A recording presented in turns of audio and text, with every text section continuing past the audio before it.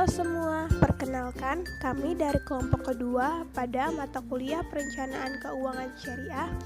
Kami terdiri dari 4 anggota. Pertama ada Fitria Rahimah, kedua Baby Laras Pujianti, ketiga Khadijah, dan yang terakhir adalah Misbah. Di sini kami akan membahas tentang perencanaan investasi pada sektor non-real. Sebelum itu, kita harus tahu apa itu investasi. Investasi berarti memanfaatkan uang atau barang untuk memperoleh keuntungan. Karena kita tidak tahu apa yang akan terjadi kepada kita pada masa yang akan datang.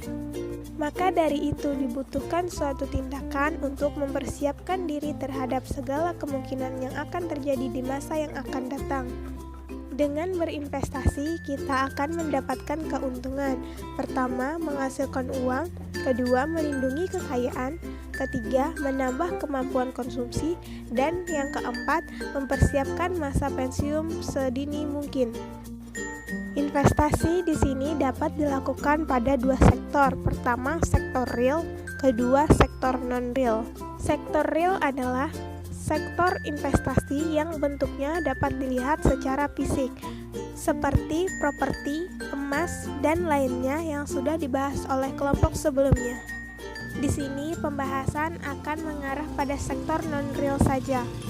Investasi sektor non-real adalah investasi yang mencakup pasar uang dan pasar modal yang produknya lebih tidak terlihat secara fisik. Instrumen pasar uang syariah. 1. Sertifikat Bank Indonesia Syariah. 2. Repurchase Agreement SBIS. 3. Surat berharga syariah negara. Keempat, Repurchase Agreement SBSN. Yang kelima, deposito syariah. Berikut adalah kelebihan dan kekurangan berinvestasi di pasar uang. Instrumen pasar modal syariah. 1. Saham. 2. Obligasi syariah. 3. Reksadana syariah, dan lain sebagainya. Berikut adalah kelebihan dan kekurangan berinvestasi di pasar modal. Berinvestasi di pasar modal dapat dilakukan dengan 2 cara.